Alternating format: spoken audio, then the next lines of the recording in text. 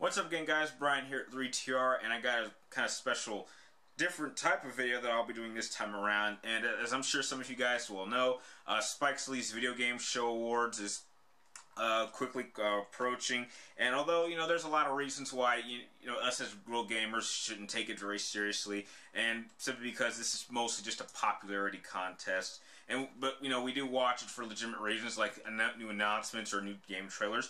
But just to do something completely different, I decided to just run through all the nominees, or at least all the nominees' topics, and just give you what I would choose as the winner, which probably will not be the winner, but these are just who I would pick out of the list of choices that they picked for each category. Now, I'm not going to run through each of the nominees. I'm just simply going to go to each of the topics and just simply state which one that I think would win, or which one that I would pick. And I'll be sure to leave a link in the description down below so you can actually follow along and you guys can tell me what you guys would pick for each individual winner. So I'm going to start from the bottom going up, starting off with the most anticipated game for next year. I would pick South Park Stick of Truth. I've been pumped up for this game ever since I saw the trailer at the last VGA show, which apparently this year they're changing it from VGA to VGX. Who knows why? But it looks like it's going to be a mixture of an RPG game with South Park. I've already seen tons of trailers for it. I've seen tons of gameplay, and it looks exciting, and I can't wait to add my own personal avatar of myself inside the South Park world and be able to fight alongside some of my all-time favorite South Park characters, so that's why I would pick that game.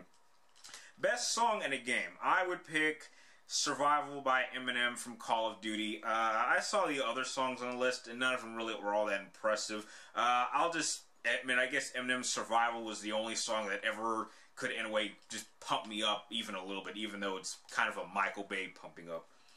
Best soundtrack, I would give it to Ni no Kuni, Wrath of the White Witch. This game is the single best RPG game I've played in over 10 years, and the music score is absolutely phenomenal. I mean, I already have like the entire soundtrack downloaded on like all my music devices, and I think I took like at least 5 of those songs and put them on my own personal MP3 or phone, which I actually do take with me to the gym. So the fact that I listen to the soundtrack for an RPG while I'm working out is that definitely says something.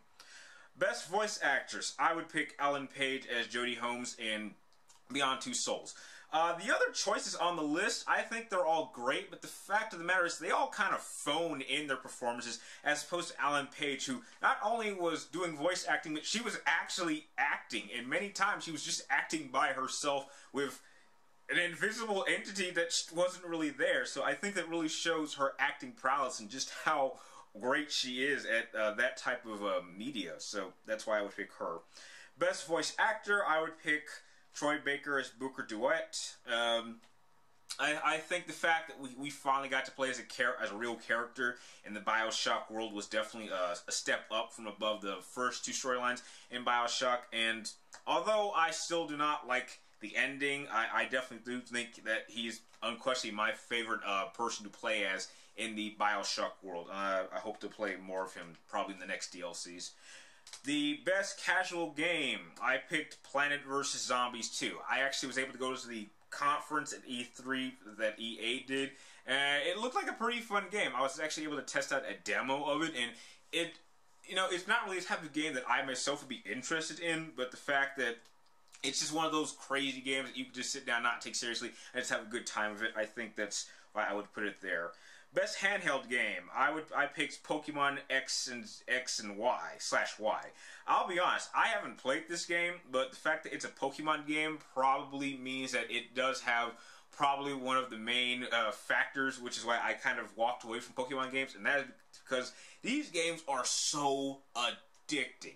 I cannot stress you how many times during my younger days as like a young gamer, I would sit down and play Pokemon and think I was only playing it for like a couple of minutes or maybe an hour or two, and realize that 5 or 6 hours had gone by. I mean, we've all been there where we're playing Pokemon and we're just like leveling up our Pokemon. Like, well, maybe I should try catching this Pokemon in this area. Maybe I can level up my Pokemon maybe one more time, or maybe I could evolve them before I stop. And you just don't know when to stop. I mean, that's kind of why I walked away. Just so addicting. So that's why I would pick Pokemon. Best PC game, I would pick Battlefield 4. Another game I really haven't played much of. I played the demo of it, but I do know that games like this usually do play much better on the PC in terms of overall, maybe not controls, but overall graphic-wise. And I know that Battlefield doesn't have a particularly strong story, but I think just the online settings makes it a great contender for online PC gaming. Best Nintendo game, I would pick Super Mario 3D Land. It's a Mario game. You got to go with the icon of Nintendo, and it plays just as well as any other Mario game that I've played in the past. Maybe a little bit sharper, but that's why I would pick that one. Best PlayStation game, The Last of Us. Personally, this is not my personal pick. I'm really only picking this because, as far as I remember, it was the only PlayStation 3 exclusive, and I know that a lot of people were not very happy with me not putting it on my all-time favorite PlayStation 3 exclusive, so I'll just label it as the best PlayStation exclusive game that came out this year. And best Xbox game, I picked Grand Theft Auto 5. This not only was one of the most standout games I played this year, this is the type of game that I think would work perfectly well for Xbox gamers, because I do believe in some sense there is a somewhat unique difference between PlayStation gamers and Xbox gamers, and this definitely would fit into Xbox gaming. Best DLC, I picked Mass Effect the Citadel. We finally got like an overall final DLC for the Mass Effect 3 storyline. It was nice to have a time where we actually could just see the crew that normally just relax, just have a good time as they're about to go on this dangerous mission. So it was nice to have some closure and definitely see all the great characters that we've come to know and love over the series. Just take a break from dealing with the Reapers, trying to save the world, trying to recruit some alien nation to fight for Earth, and just have some good time, just build some great memories. Best driving game, I would pick Need for Speed Rivals. It definitely reminded me a lot of Most Wanted, but elevated. The controls were great, the look was great, the online was awesome, and I'm just a sucker for Need for Speed. It's always been my favorite racing franchise. Best fighting game, I picked Injustice: Gods Among Us. There was no other fighting game that came out this year that, in my opinion, even matched Injustice. I mean, it came from the guys at NetherRealm Studios, and they made Mortal Kombat, and Mortal Kombat 9, in my opinion, is the best Mortal Kombat game and fighting game that I've played since Mortal Kombat 2. So the fact that they were able to incorporate a lot of its elements into a DC setting, I think was a great achievement. Best RPG, I've already talked about this, Ni no Kuni.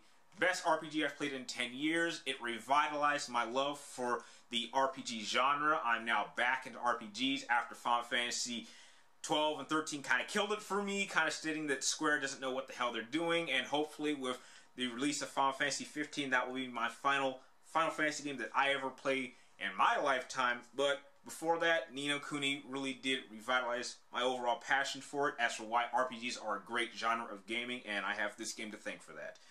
Best independent game, I'll be honest, I gotta cheat a little bit. I couldn't pick one because I haven't played any of these games and I don't know anything about them, so I can't really pick. Best sports game. I don't play sports game, but if I had to pick one of them, I would probably say NBA 2K14. I've seen enough gameplay of it to state that, you know, in terms of overall gameplay mechanics, gameplay styles, visual graphic designs, it probably is the most impressive basketball game that I've seen in a long time, so that's why I picked that. Best action adventure game. Unquestionably, in many sense, I would pick Assassin's Creed 4. This is the most addicting Assassin's Creed game that I've played since Assassin's Creed 2. And this is coming from someone who couldn't even get past the first 5 minutes of the first Assassin's Creed game and just thought the entire franchise was just complete and utter crap. And then I played 2, I was addicted to it, and now I'm playing 4, I'm even more addicted to it. I still have not beaten it because I'm just so focused on the side quests. I really need to get back on track and focus on the main storyline so I can beat it, and then jump back and start doing all the side quests. So that's why I would pick that game for Best Action Adventure Game. Best Shooter, I would pick BioShock Infinite. The story was definitely the star of the overall game, but I think the shooter aspect was simply like the sprinkling on the toppings of an already great storyline outside of the ending, and I definitely liked how you could move around and the gameplay style, and having Elizabeth as like an AI partner that helped you out in battle, I think was a great mechanic. Studio of the Year, I would give it to Rockstar North. They made Grand Theft Auto. They set groundbreaking video game records. I don't even think Call of Duty even beat that. So the fact that they were able to do that, they put a lot of detail, they put a lot of hard work into Grand Theft Auto 5, and they definitely deserve that award. And in my opinion, Game of the Year and the biggest shocker for me was Tomb Raider. I stated this in my Tomb Raider game review. I was never a Tomb Raider fan before this game. I thought Tomb Raider was just a bit overrated, a bit generic, a bit too just...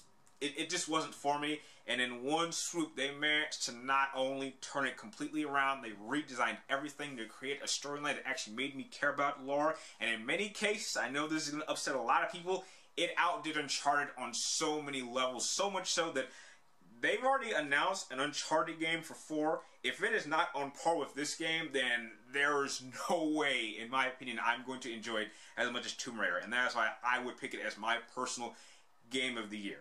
And with that, those are just my choices for what I would pick as for all these categories. I know it's going to be significantly different from yours, and probably more than half of these will not win, but I would like to know, what are your choices? I will leave, once again, a link in the description down below so you can see the entire list, and I would really like to know, show me your entire list in the comments down below for what you would pick for each category. I would really like to know, and if you like this video, feel free to like, comment down below, and please subscribe to activate my future movie, video game reviews, and topic videos like this one. And you can also press another set of 2 links in the description down below to follow me on Twitter or friend me on Facebook, and I will be sure to friend you and follow you back. Like always, thank you guys for watching. You're awesome, and I will see you next time.